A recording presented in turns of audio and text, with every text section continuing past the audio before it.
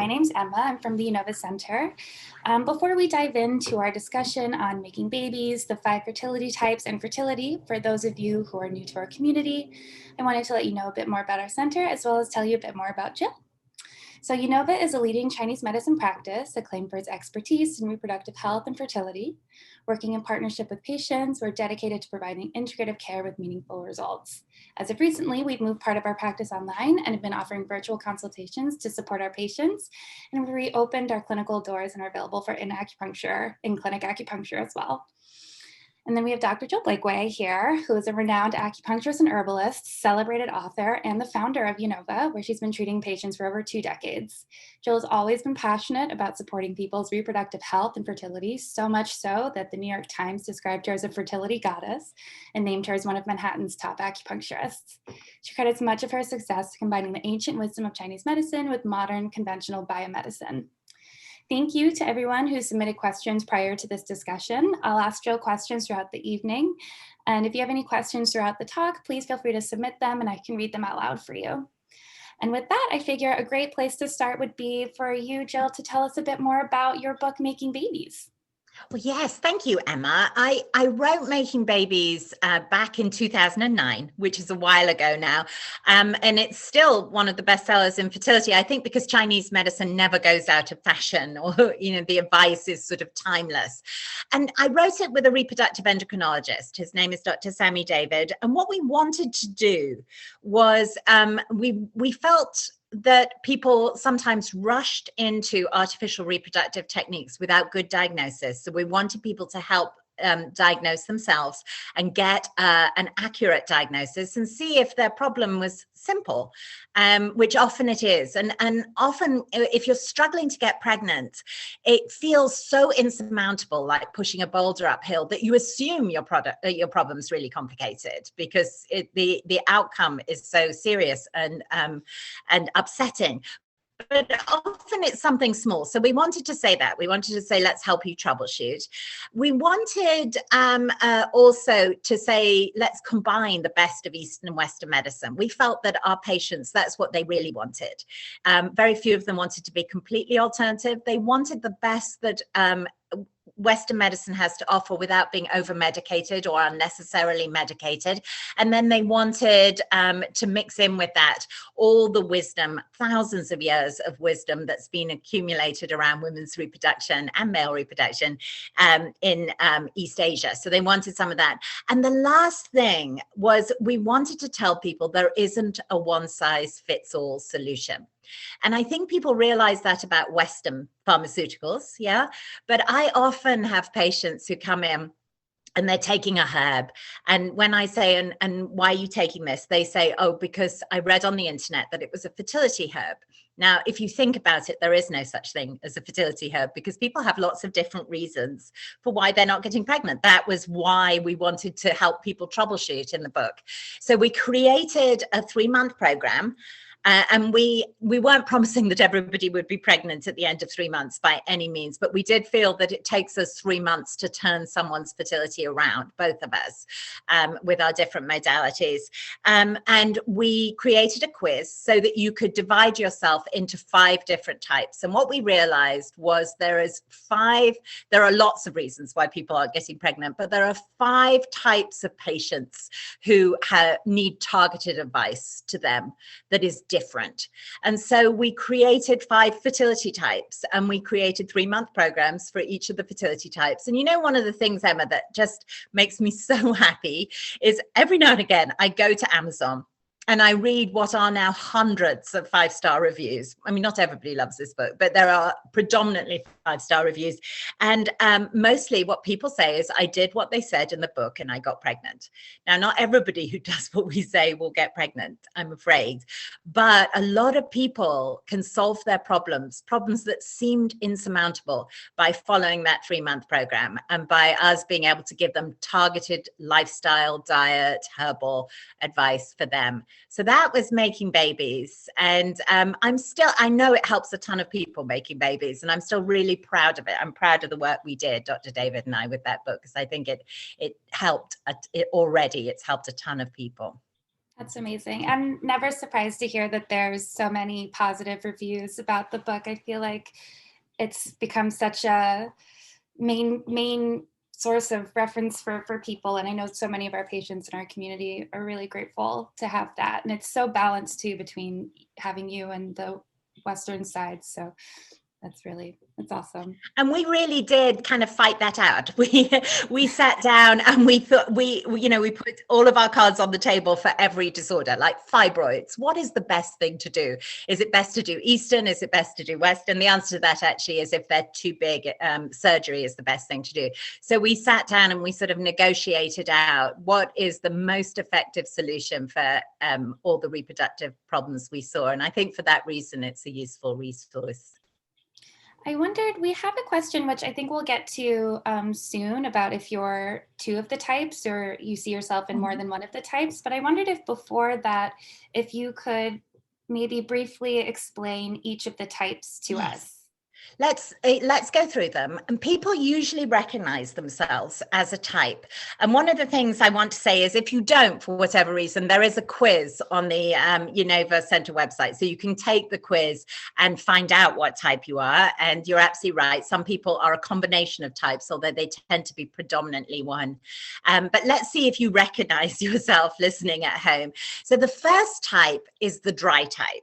And the types apply to both men and women. It's worth saying that. It can, this is a diagnosis. It's yin deficiency in Chinese medicine. It can apply to any gender and any age. It is particularly common in our patients who are perimenopausal. And in women, it's often the result of low or inconsistent surgy estrogen levels that result in a thinner uterine lining and less cervical fluid. In men, it can lead to premature ejaculation or low semen volume or frequent but inconsistent erections.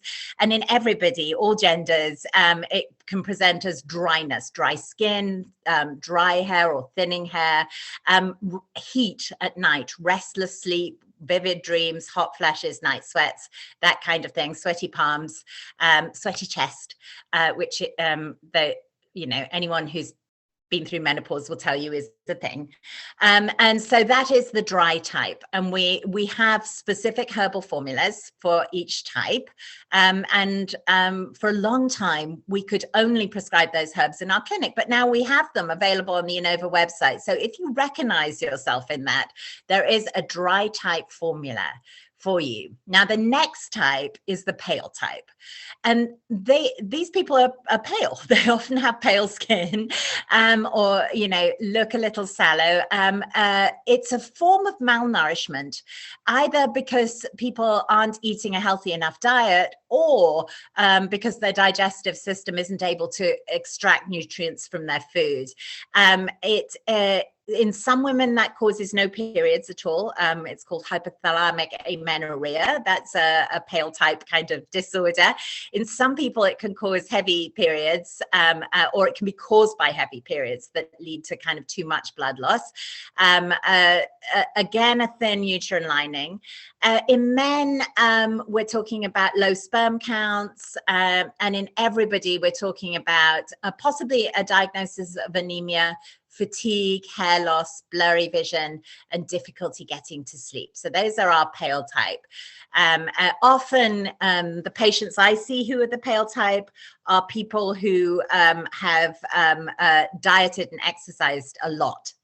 And their periods have become a little erratic, and that relatively easy to solve. And we have a formula for the pale type. And then we have the stuck type, which is me. or has historically been me. These are people for whom stress manifests physically.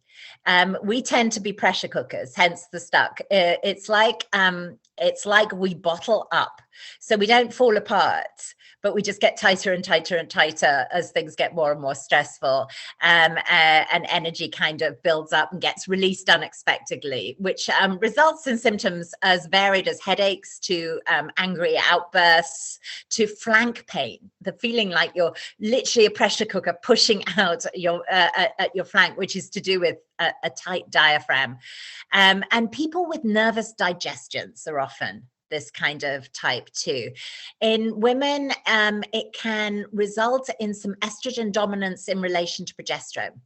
And that leads to symptoms like PMS, fibrocystic breasts, painful menses, clotted menses, and over time it can lead to irregular periods, periods that stop and start.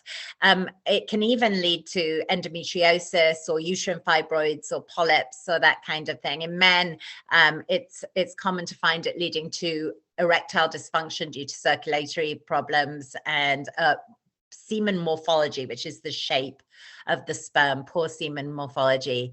And in everybody, there's a kind of muscular tension that can cause inflammation. So those are the stuck types. And then we have two more types. We have the tired type. Tired types run cold. They feel cold. And they're often a bit metabolically sluggish. They tell you as things like, I feel groggy in the morning. I never quite feel rested. They sometimes put on weight, what I call unfair weight. Easily. They have metabolic issues. They're sensitive to sugar. And some of these people are hypothyroid. And that needs to be addressed with Western medication, with pharmaceuticals actually, but it can be a sign of hypothyroid. They can have heavy periods, a period that comes all at once. So it doesn't last a long time, but if you've had a period like that, you know what I mean, like everything happens in 2 days. And they often have low progesterone. So the tired type often goes hand in hand with the stuck type. There are a lot of people who are tired stuck types because that the estrogen dominance that we see in the stuck type is a result of the low progesterone from the tired type. So these people were constitutionally what we would call in Chinese medicine kidney yang deficient. They had low progesterone, and that meant that their estrogen was out of balance in relation to progesterone. And then the last type is the waterlogged type. And we wanted to give special advice to people, particularly people with PCOS, which is very common, or people on that continuum. Back in the day, we used to think of PCOS as one kind of diagnosis, and now we see it much more as a sort of continuum. It involves cysts on the ovaries, but not just cysts on the ovaries. Irregular periods are a feature of it, and also insulin resistance again. And elevated male androgens. And so a lot of people who have PCOS are sort of on the continuum of PCOS, and they haven't had a diagnosis. They have quite mild PCOS, but we wanted to those people to recognize themselves and get very specialized advice. They often have trouble processing fluids, so they often have edema, swelling, poor hormone transitions, or excessive vaginal discharge, that kind of thing. Skin breakouts, which is the elevated androgens, or abnormal hair growth, which can be really distressing, which is also to do with the elevated androgens. And the waterlogged men obviously don't have PCOS, but they can have a poor fluid metabolism again, weight gain, and poor sperm motility, which is how they swim. In the clinic, we look for a greasy tongue coat as a sign of this type. So if you stick your tongue out and look in the mirror, if it has a kind of greasy coat, you might well be a waterlogged type. So those are the 5 types. And we found that, and I've used this system for years. Obviously, if you come into Unova, we do a much more precise, individualized diagnosis for you. Or if you attend one of our fertility coaching and support groups, you'll develop a much more precise diagnosis. But we have found that dividing people up this way allows us to give targeted lifestyle advice, targeted herbs, and is a much better fit than just taking something off the shelf that someone told you was a fertility herb. That's great. Yeah, those descriptions of each of the types were really helpful. As I was listening, I was thinking, I feel like I found myself in, could you find yourself in more than 2? I feel like I'm pale, stuck, and tired. I know you, so I happen to know that you are. but the important thing when you're looking at fertility is, and we all are all sorts of, your body is extraordinarily dynamic, and you go through periods of time where you're more one thing than another, but you tend to have a core constitution. And the question to ask, and the reason we did the quiz the way we did it and calibrated the way we did it, and the quiz works, incidentally, people come out well diagnosed from the quiz, is that some things are more important to your fertility than others. So you could be a pale type, but as long as it's not disrupting your periods, it's possibly not as important as the stuck part of it, which is the estrogen dominance, which is really getting in the way of your hormones. So, for the most part, I think people recognize themselves, they do the quiz, and they can sort of self-diagnose. But we are right here. We do virtual consults. We have a fertility coaching and support group. Yeah, you can come in for treatment at your Nova centers if you're in New York. So we can help with this. But I think for the most part, people do manage to diagnose themselves. Okay, cool. Yeah, so I feel like a few people had asked that. So if you find yourself straddling between a few types, maybe find which one you lean towards more, but also lean on us for guidance would be your advice. Well, the quiz won't let you come out equal. So you can do the quiz and work out which is your predominant type. And what I would do is I would follow the program for your predominant type, but just cast your eye over your secondary type. Occasionally there is conflicting advice. So, and this comes up. So for instance, I think one of the types we tell people to eat flaxseed, and one of the types we tell people not to eat flaxseed. And people sometimes say, should I be eating flaxseed or not eating flaxseed? And so let me answer that. The stuck type, we took off flax seeds. And the reason is they're very slightly estrogenic, but it's not major, but we are trying to get your estrogen down in relation to progesterone.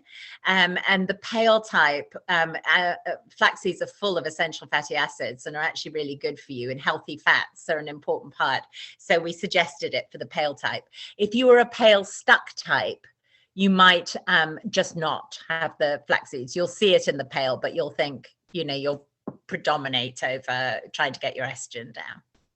Someone had sent in that exact question about the flax seeds. So if they're not here, they emailed me. So I'll make sure that I follow up with them. Yeah. So you had kind of alluded to this too when you said, or historically I've been this type. So someone had asked, can your type change? So is that something that are you always your type, or is it a bad thing to be your type, or what can it change? Well, it's not a bad thing to be your type. And yes, it can change. When we have a patient, we make a constitutional diagnosis, and then which is how you were born.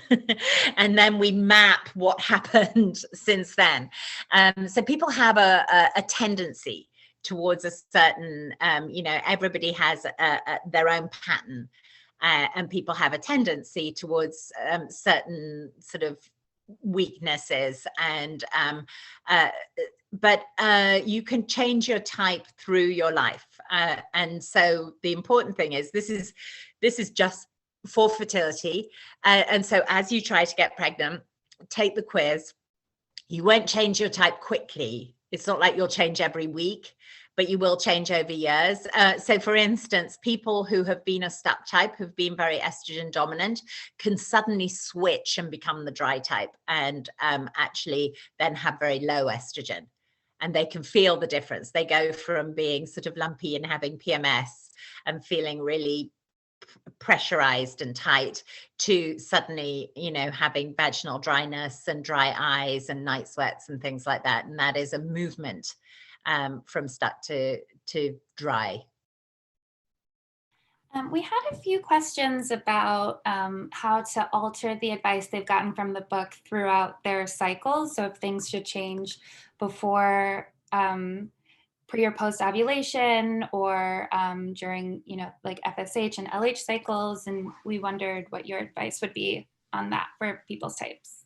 Well, in the book, I split your cycle up into 4. And that's how I think of it in clinic too. If you have a 28-day cycle, that's sort of your period week. And then the week leading up to ovulation, then there's ovulation, and then your luteal phase afterwards. So they're not exactly a week long each, but there are 4 distinct phases of the cycle, and they do require a little bit of different treatment. And in the book I go into detail. I give massages for different parts of the cycle. Certainly when people come into for acupuncture, we do different things in different parts of the cycle. So during the period, the important thing is to ensure smooth blood flow. A warning sign of a stuck type, for instance, is a period that stops and starts, which people do have. And we're wanting a smooth blood flow. And what we want is the first day to be relatively light but have flow. And then a couple of heavier days that aren't debilitatingly heavy. And then a few days at the end that are lighter. That would be a sort of normal period. And we're looking for bright red, fresh blood. We actually have a blog article on the ANOVA blog, which has Pantone colors to show different types of blood. We're looking for no clots, and we're looking for no pain. So if you have pain, if you have clots, then we're going to start to correct that. And you can start to correct that with diet too. You can start to eat lots of moving circulatory foods, leafy greens, healthy fats, that kind of thing will make a big difference. Gentle exercise. You don't want to do hefty exercise during your period, but gentle exercise. And some eating to regenerate blood. If you're not a vegetarian, you can eat meat. If you are a vegetarian, beets are really good for this. So some nice roasted beets would be a good thing to do in your period week. And then you have the run up to ovulation. You have to think what your body's doing. During your period, it's sloughed off the lining. And now is building a new one. And I just want to pause there and say that even though I've done this for so long, it still blows my mind that we are so beautifully rhythmic, that we create a new receptive nest every single month. We slough off the old one and we start again with a new one. It is an extraordinarily intelligent system. I think. So at that point, we're building a new lining, and we're also building, we start with some antral follicles, a selection of eggs, and then your body chooses one and supports it, and that becomes the lead follicle and the egg that you're going to ovulate.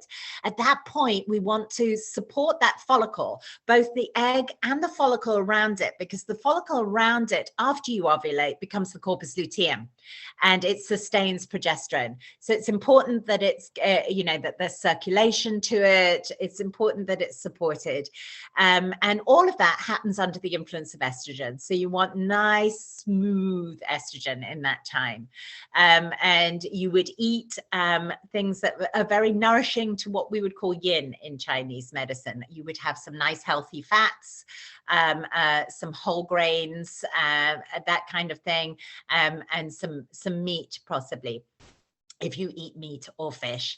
And then ovulation requires a transformation. It's in Chinese medicine, we'd say it's yin turning into yang. Yeah, the yin phase of your cycle is when you're nurturing a lining and an egg, a very sort of yin activity. The yang phase of your cycle is implantation, which is much more active. And so that transformation requires some kind of movement of qi. So we're looking for you not to feel your ovulation. Lots of people do get Mittelschmerz, it's called, but we want we want that to be nice and smooth. We do acupuncture around ovulation to promote circulation and reduce inflammation, to make that very smooth. So we don't really want you to have symptoms. Some people get breast tenderness at ovulation or breakouts. Those are all things that are a sign that something is awry. And then the last part of your cycle is the luteal phase, from ovulation until menstruation, or until you find out you're pregnant. That's when the corpus luteum keeps your progesterone up. Progesterone is a very warming hormone, so you get a little warmer if you take a basal body temperature. That is, you know, noticeably the warmer half of your cycle. We like to give you nice warming foods and warming herbs to support that. So you might want to, if you were doing it at home, you might want to think about what foods are really very warming: cinnamon, garlic, onions, that kind of thing would be a nice addition to, you know, to keep your temperatures up. Would be a good and supportive thing to do. So does that answer your question? That was a long answer to your question. No, that was amazing. That was really helpful. Question about herbs throughout the cycle and throughout the month. So the new fertility tincture line that that you helped design, can you take those throughout the whole month, or should you pause during your period, or what would your advice be there? Oh, yes, it's actually a really good question. Now, sometimes with our patients, if you're part of a Unova support group, or if you're a Unova patient, we might change your herbs during the month. The fertility type herbs, though, have been designed for you to take all month. They're for your core constitutional type.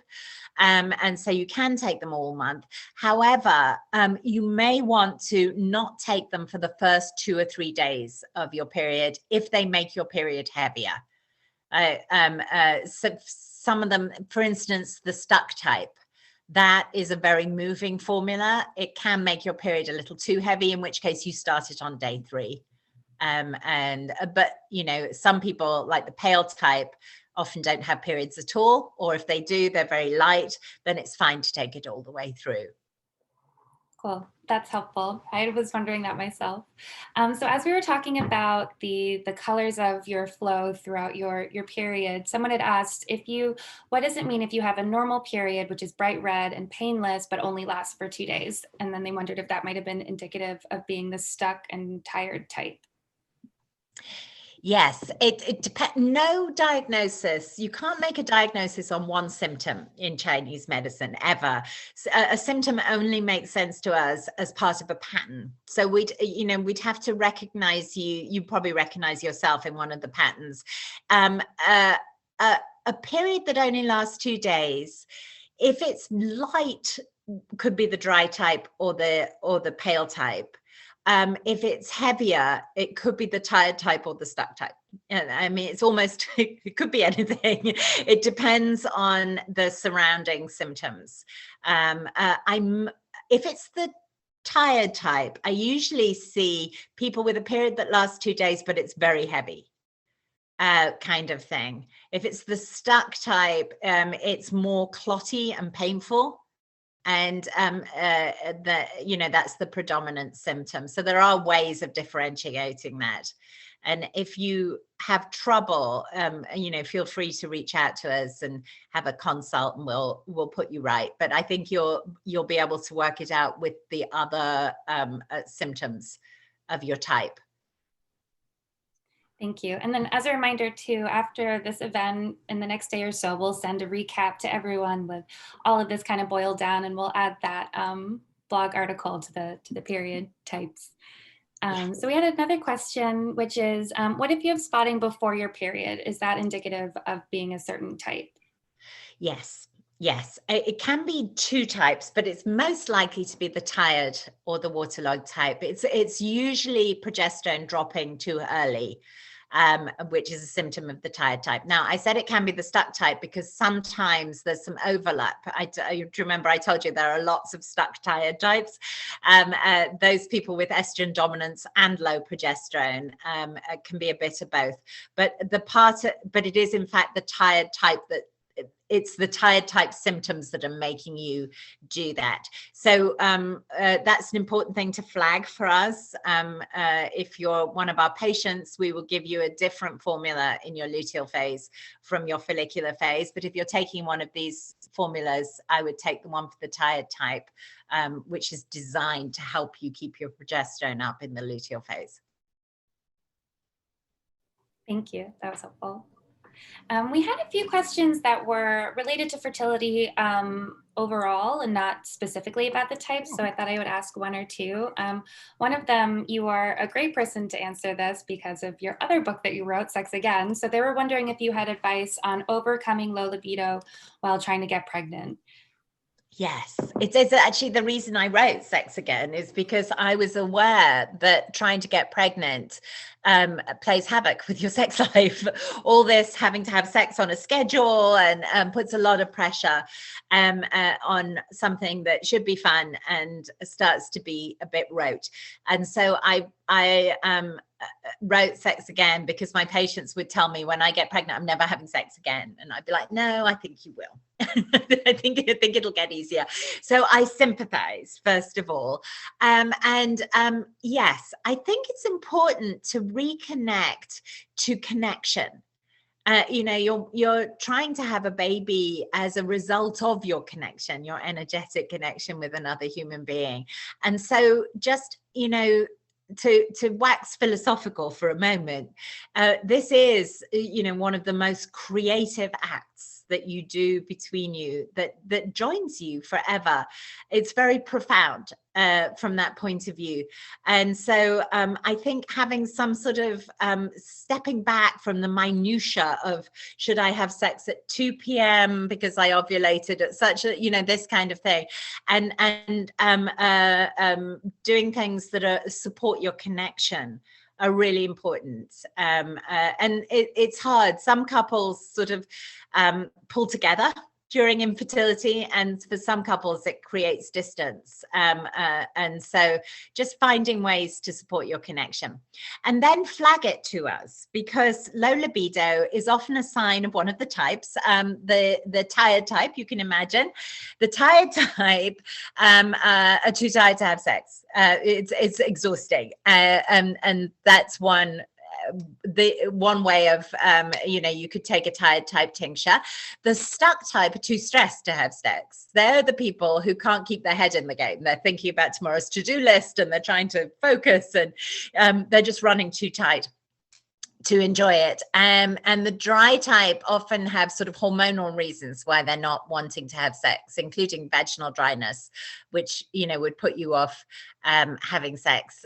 So flag it to us. We have lots of solutions to help you, but you might want to look at taking the formula for your type and see if that helps your libido. It may well. I feel like this is a good time to remind people too. So we have the quiz online. We also have like a helpful little detail page on each of the types to help you find yourself within the types. And then we're also having special, just for everyone coming to the event, a discount on the herbal tinctures on the shop. So if you use Jill as the discount code, you'll get 5% off, but only until Friday. So just so you know.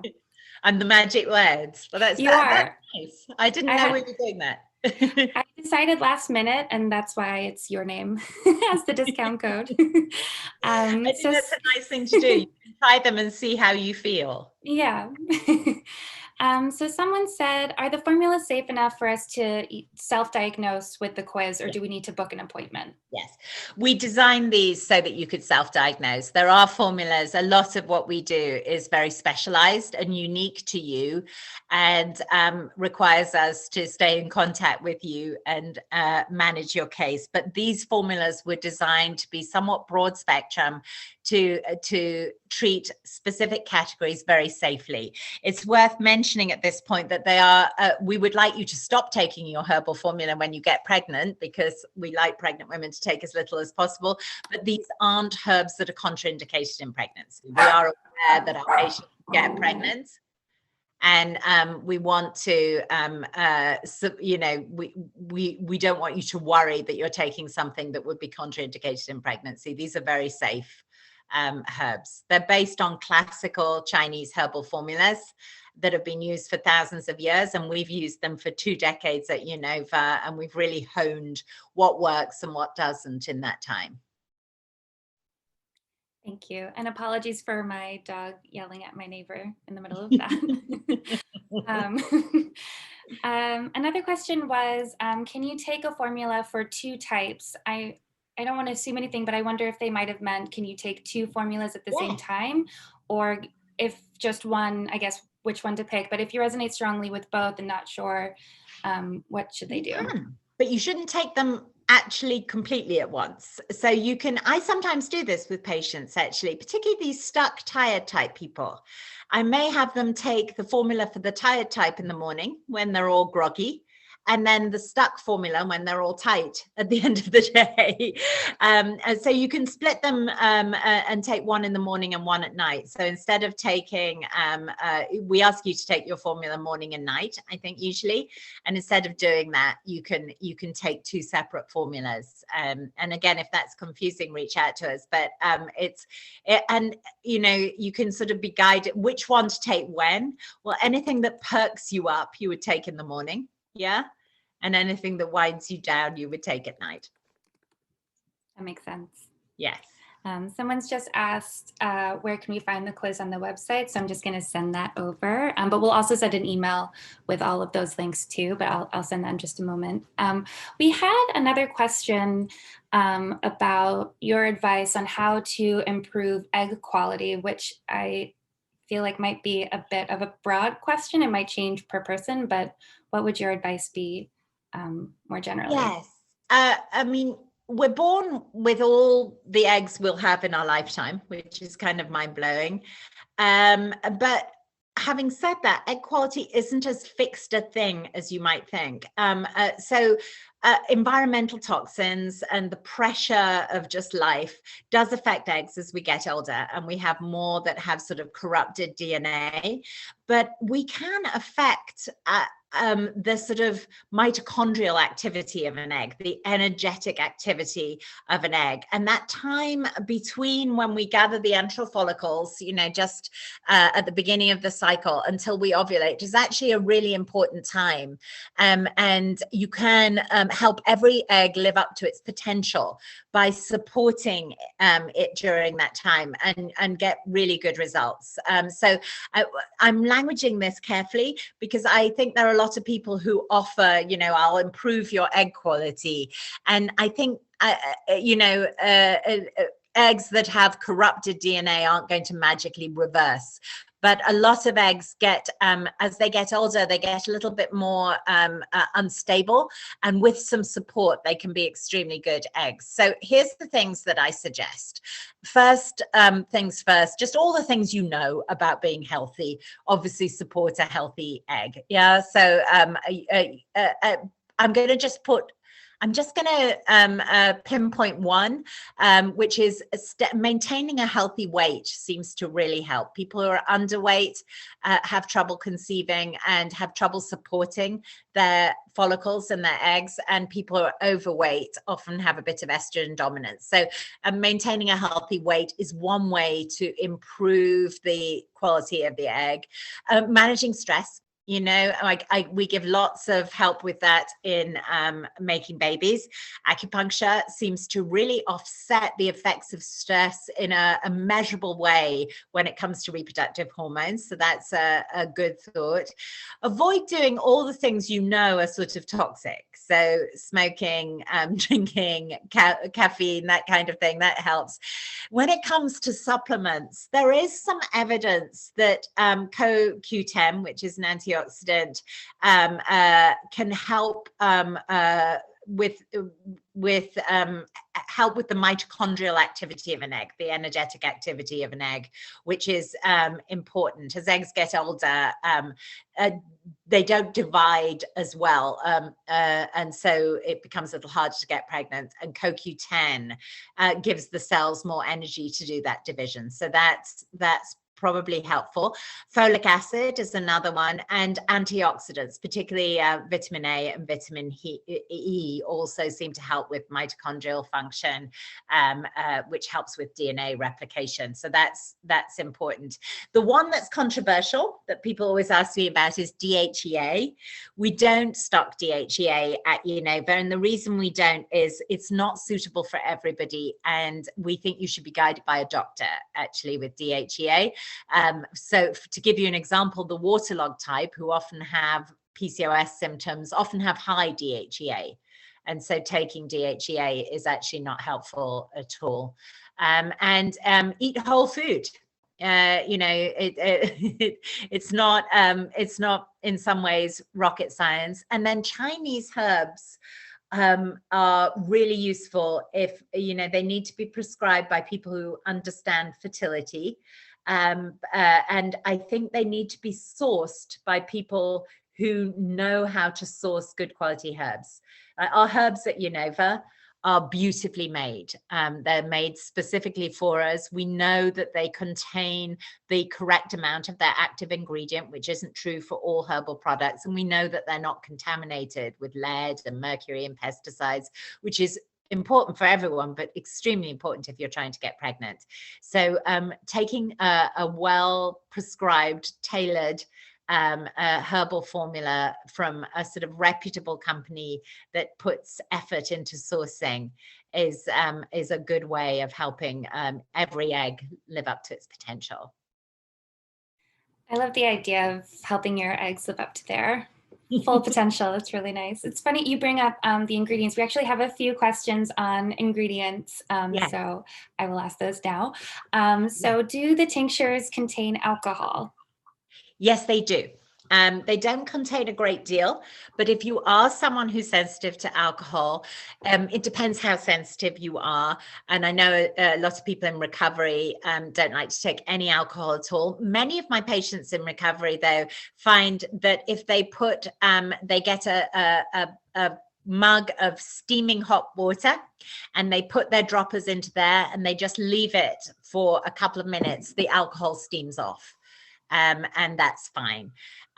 We do have pills at Unova for people who don't take them with alcohol at all. So you could have a session with us and we could prescribe you something in pill form. But for most people, steaming off the alcohol works, I think, fine.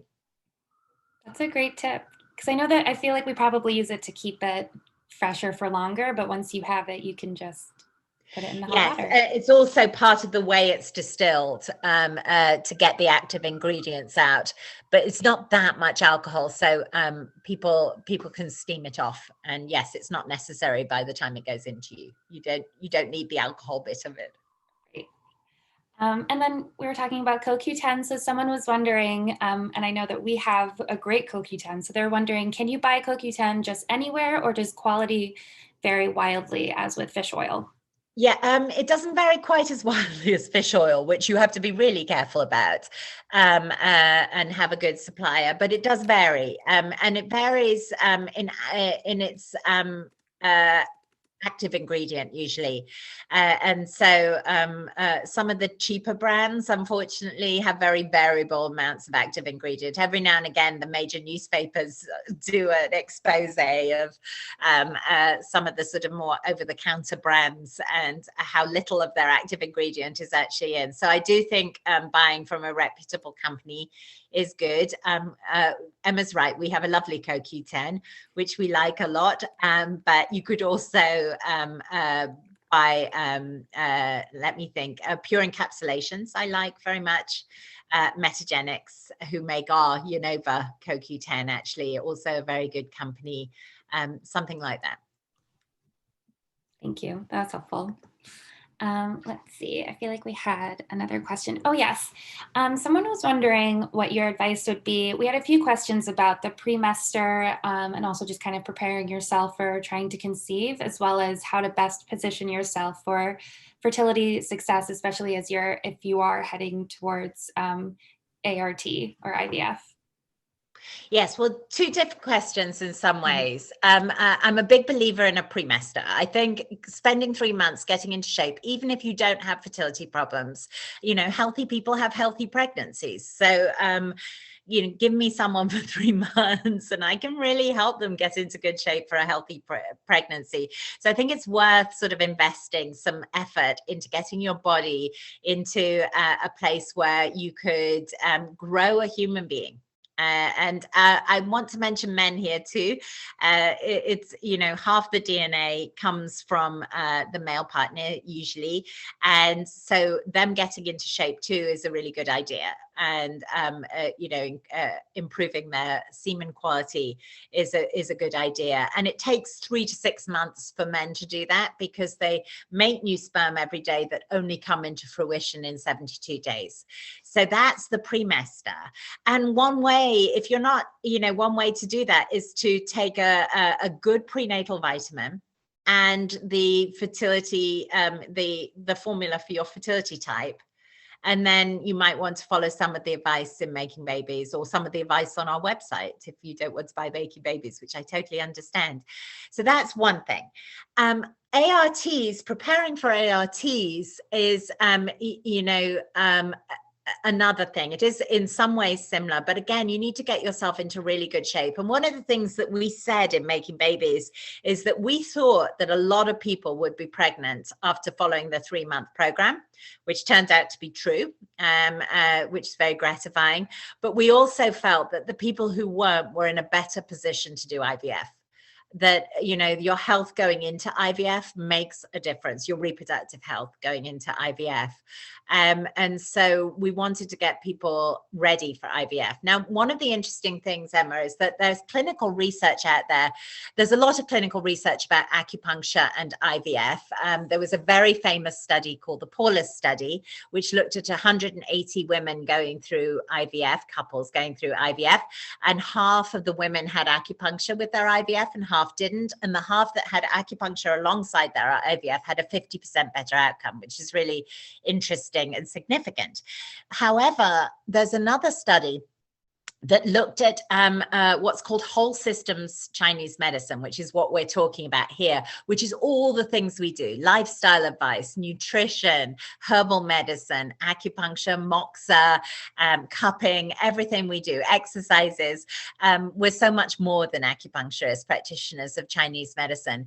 And it was found that women who had whole systems Chinese medicine for the 3 months before their IVF had much better outcomes than people who didn't, and also better outcomes than people who just did acupuncture around their IVF. Which bears out something that sort of instinctively I think everybody knows is true, which is that if you invest 3 months getting your body into shape, you'll have a healthy pregnancy than if you hadn't. And that sort of instinctively, I think, makes sense to people. But the evidence bears it out. And Chinese medicine has a very well worked out system for helping you improve your health in subtle but really important ways. Thank you. Someone was wondering, as we start to kind of wrap up here, was wondering if you have any advice for low sperm morphology. Yes, low sperm morphology is the sort of shape of the sperm. We do.